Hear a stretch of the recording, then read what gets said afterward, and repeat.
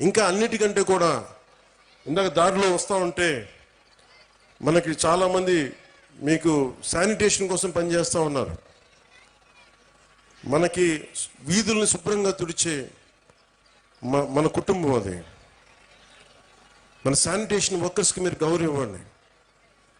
అలాగే జపాన్ లాగా నేను చిన్నప్పుడు మా ఇంట్లో బాత్రూమ్ నేనే కడిగేవాడిని.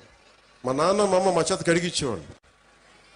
అలాగే మన స్కూల్ బాత్రూమ్స్ కూడా జపాన్లో స్టూడెంట్స్ బాత్రూమ్స్ వాళ్ళే కడుగుతారు.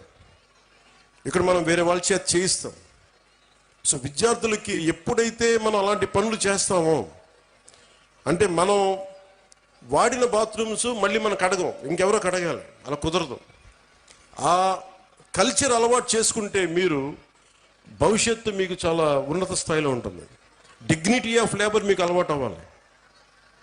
నేను అందుకనే ప్రతిసారి పారిశుద్ధ కార్మికులకి నేను ఎందుకంత గౌరవిస్తానంటే మీరు నాకు నిజంగా వాళ్ళ భవిష్యత్తు బాగుండాలని కోరుకుంటూ ఉంటాం.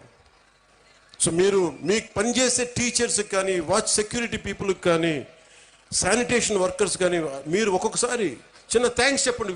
విద్యార్థులకు చెప్తున్నాను, మీరు మా కోసం ఇంత చేస్తున్నారు, చిన్న థ్యాంక్స్ చెప్పండి. వాళ్ళ బిడ్డలు బాగున్నారు లేదని అడగండి.